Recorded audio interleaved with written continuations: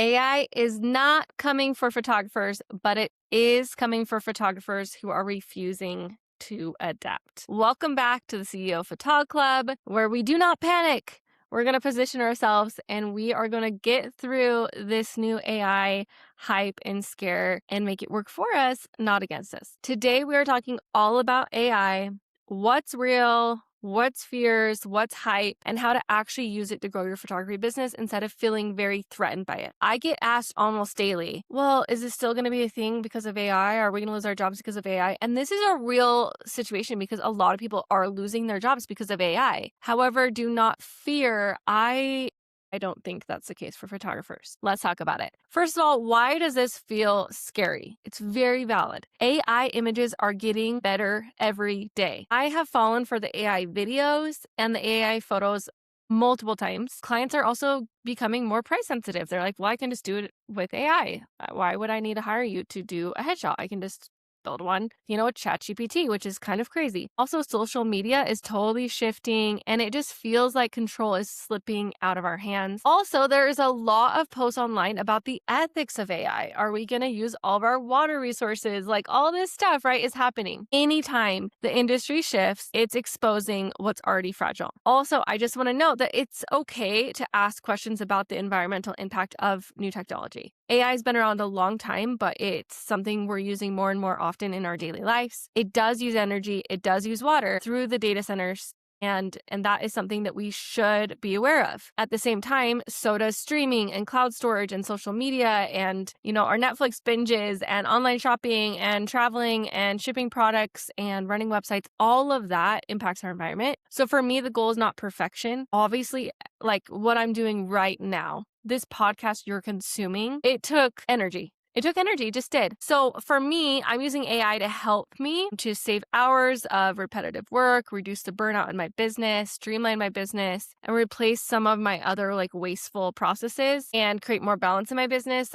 I don't think photographers need to feel ashamed for using AI tools responsibly. You're still creating real art and real connection and real experiences for your clients. This is just a tool we're using to help, okay? So that's something I did want to note right here in the beginning. Okay, now let's talk about the truth. That's the valid fears. I get it. I've heard it all. I've had some of the same things. I've had to research some stuff on my own to make sure okay, am I, emptying out this Great Salt Lake by using AI? I had to know for myself and it's scary, but the truth is that there are things AI cannot replace in your business. And those are the things that people are hiring you for.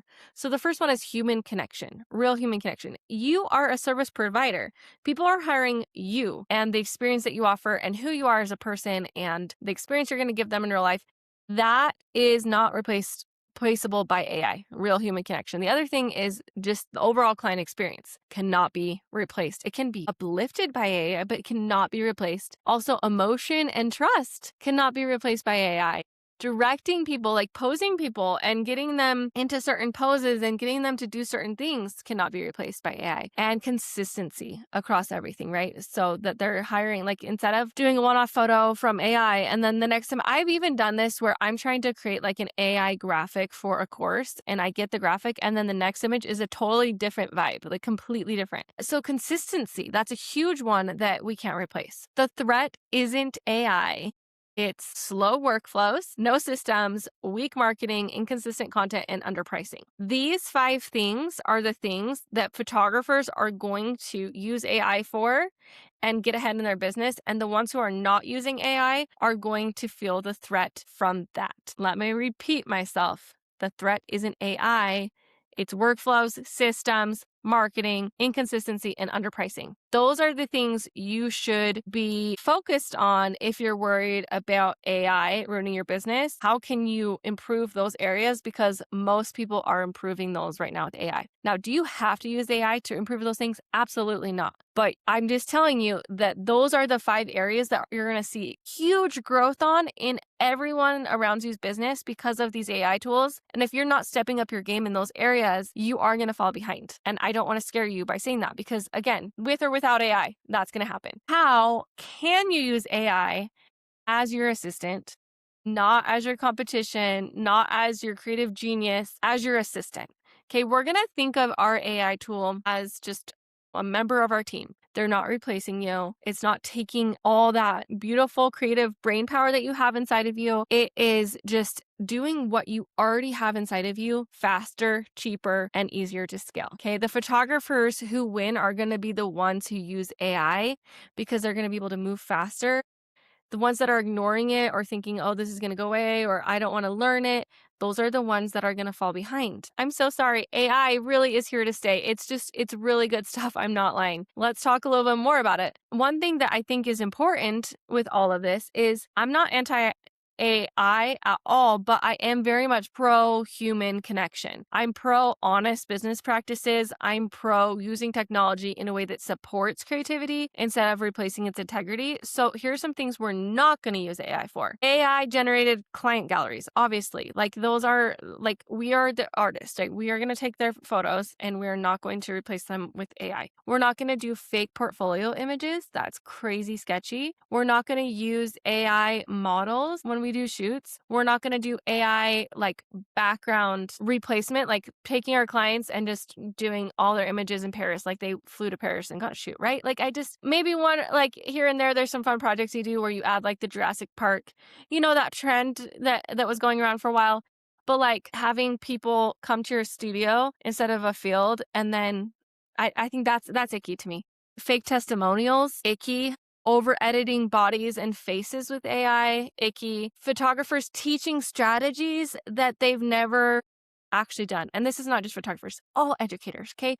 Can we just agree that we're not going to use ChatGPT to create our ebooks when we have no experience with it? Because then we're selling something we don't even know if it works because it's not something we created. I don't love that. So these aren't hard rules, but this is what I'm talking about is we need to have honest business practices when we're using AI and good ethics. Like we're using it in ways that support our businesses, but also the human connection, the realness, the ethics, the values are still there. So how exactly can we use AI to grow our businesses without it being icky? Because we don't want to be icky. We don't want to be robotic. We don't want to be sketchy. Right? So the first way to use AI in your business is through content and marketing. I use AI all the time to help me with content and marketing. So the tools that I use, ChatGPT is great. Claude, I'm hearing is even better. I just signed up. I'm not sure yet. I did have one project that it just blew it out of the water in one prompt. And then, of course, my own AI tools, the Photographer Marketing Machine, which you can get in my shop. Those are tools I created specifically for photographers. There's one for blogging, there's one for Instagram captions, and there's one for email marketing. The thing about my AI tools that is different than using just going straight to chat or to Claude is those ones are trained to do exactly what it is that I teach you to do. So how to write a blog that's going to bring up local keywords for you, how to create captions that attract, nurture, and educate your clients, and how to write emails that sell and serve your clients. So all of that's trained. They're trained. So those are really good tools for photographers. What kind of things are you going to use these AI tools for? So just like I said, blog posts, having great SEO, being found on Google. So for those of you who are new to me and you haven't heard me talk about blogging 1,000 times, welcome. You're going to get a blog by the end of this podcast binge. Blogging is still alive. It is something that is going to help you boost your SEO so people can find you on Google, they can find you on ChatGPT, they can find you in the search engines, they can find you on Instagram. SEO is so important, and you can use these AI tools to improve your SEO. Also, Instagram captions, which also are going to include SEO. Email newsletters, lead magnets, creating lead magnet ideas or like ebooks for them to download to get on your email list, helping you with sales pages, web pages, all of that kind of content that you're already creating. Instead of just staring at a blank screen or having it on your to-do list for the next 10 million years, you can let AI get you about 80% there. And then, of course, you need to finish it off. You need to add your human connection. You need to edit every single thing you're putting out there so it doesn't sound robotic and it doesn't sound like, or maybe you accidentally start offering things that you don't even offer because chat just thinks, oh, I'm going to just add in my own little things in there. So it's important that you let it go 80% of the way there and then you take it to 20. Another thing that's really helpful with helping you get to the 80% easier is when I'm using AI, I just open it up and I just word vomit a lot. So if you want your AI to start sounding more like you need to talk to it more. Instead of being like, write me a blog post for Tuesday or write me an Instagram caption for today. I'm like, hey, I am, and now my chat GPT knows me inside and out. It knows a lot about me. But I would say like, hey, I'm a photographer. I live in Logan, Utah. I am doing product pictures. I want to focus on this and this and this. And these are the things I'm known for. And this is what I love. And I want it to not sound cheesy. And I want it to sound like me. And I want them to know this about it and blah, blah, blah. The more you tell it, the more it's going to sound like you instead of this generic, like, we love to make visuals for creative people in this local area. Like, we don't want it to sound like a robot. So the more you tell it, the better experience you're going to have. The next thing that you can use your AI tools for is ideas and strategies. Now, this is one of my favorite ways to use AI. I use it to help me brainstorm different things. It's like having just like a business friend to like bounce ideas off of all the time. So we can brainstorm content ideas. Maybe you want to start a new series. Maybe you want to do a real trend, but you want to apply it to your business. You saw, a realtor was doing it or a nail tech was doing it. You want to apply it to photography. Maybe it's like a blog series you want to do, an education series. Maybe you want to brainstorm like a client welcome guide or what to wear guide or something like that. So this is a great way to just get ideas flowing. And I like to just get them flowing and then go in and write them and then edit them with ChatGPT and then, edit it again in my own voice. So we're kind of playing this back and forth game so that they're helping me with ideas, then I'm twisting it and making it my own, and then I'm putting it back through, and then, and together it becomes an amazing project. Also, launching different things, ideas on different things to launch. Like if you're like, okay, I would really like to do more family shoots throughout the year, or I'd really love to do more micro sessions, or I'd love to do an event. What are some ideas? This is where I live. This is my target client. These are the kind of things I like to do. Give me some ideas. It can help outline offers like your packages, your pricing, how you're pricing things, what's included in your packages. If you want to offer new packages for a different type of business, it can help with all that. It can help create your workflow. If you're like, okay, when a client comes to me, I have an email that says this, I would like to improve my client workflow. What are some other touch points that you would add? Okay, so these are all ideas that help you so much with the overall strategy of your business and just get things flowing better. You're still the CEO. You're still in charge. AI is just helping you brainstorm. It's like taking it to the board. You're taking it to your board meeting and you're bouncing the ideas around, and it just really helps give like a solid plan for you. The next part that is crucial and is going to really take over in the photography world is using AI for editing and post-production. For me, I use Imagen. It is a game changer. It uses my Lightroom catalogs that I've edited over the last decade, and then it creates a preset based off of that. And then every 3,000 pictures, I think it is, it updates my catalog or my editing style with my catalogs so that it's relearning like what things I change after they edit and what things that they're going to adjust so that it just perfects it over time. You can add on teeth whitening, straightening the photo, masks for the background, masks for the subjects. You can do cropping. You can do skin softening. Like, it is truly incredible what you can do in minutes time. Photographers that are not using outsourcing or an AI editing tool are going to fall behind because the turnaround time is just going to be incredibly fast for these photographers that are using the tools. Another one that people love is called Evoto. And I do have links for all these things below that have coupons. Like the Imagen editing tool comes with 1,500 free edits if you just want to try it. And Evoto is one that you can use, and it's really good for like really create, like if you're more of like a polished editor, like you want glare removed and you want really good skin softening and you want like background change and all that kind of stuff. Evoto is really great. A lot of headshot photographers swear by that one. It's used for faster editing turnaround, a more consistent style overall because you're using the same profile every single time. It helps with like bulk processing, and what used to take photographers days is now taking literally minutes. What's great about it is it's not your final edit. Like, you put it through and then you pull it back out, and then you're still going to go through each one. So you're just taking that like initial busy work away, and you still get to put the final touch on the image. So it's not taking something away from you, it's just speeding it all up.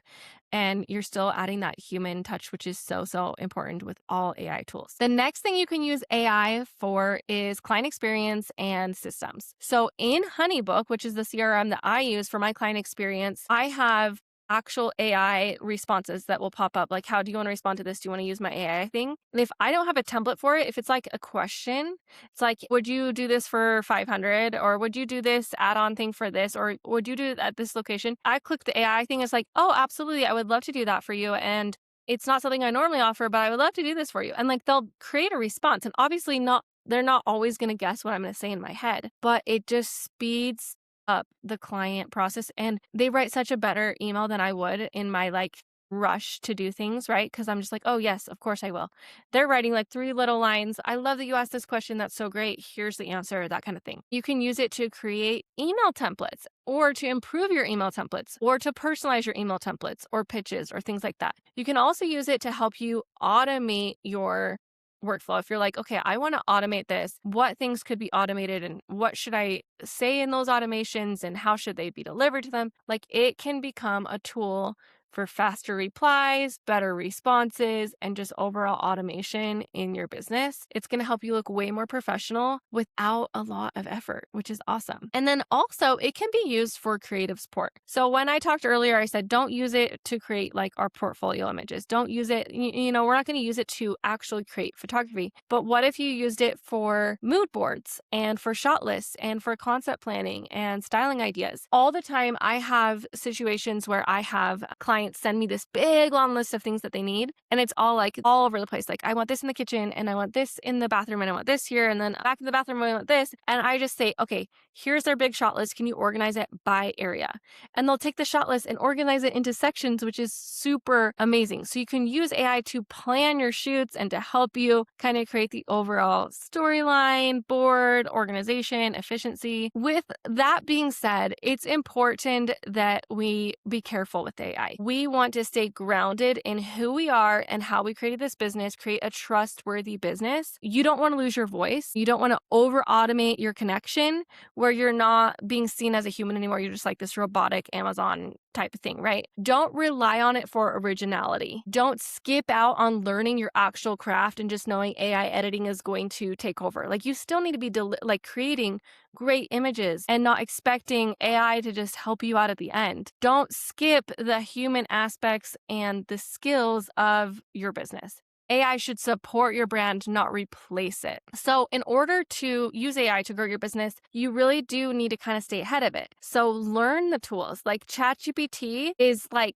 a couple years old, guys. People are moving on to Gemini, Claude, all these different things. People have Imagine for the last several years, we've got Evoto going on. Download one and try it. Like, just see what it's about. If you've never used one, try ChatGPT, try Claude. Like, they're super easy to use. It's like using Google, but on steroids. Also, test different tools and see where your voice shines the best and the project you're working on make the most sense. Sometimes I will compare what ChatGPT says and what Claude says. Like, I'll run the same question through both and then kind of merge them together into what I think is the best. So remember that you are still the CEO and you are still in charge of the overall vision. Also, integrate it slowly. You don't have to come in and be like, boom, AI everything. Slow things, like slowly work towards the different things that you have in your business to integrate these different things in, and then keep what works.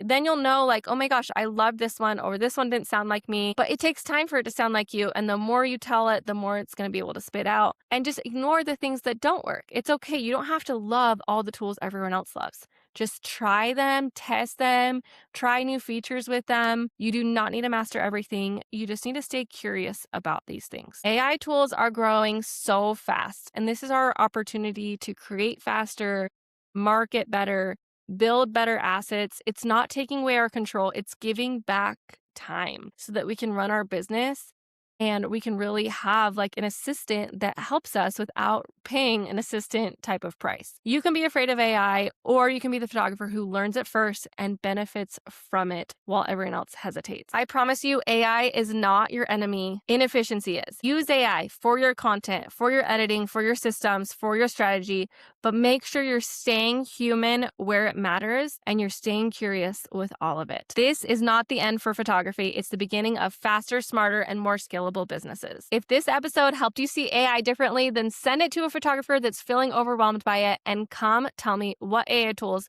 you're going to try this week. This meeting is adjourned. Go build like a CEO.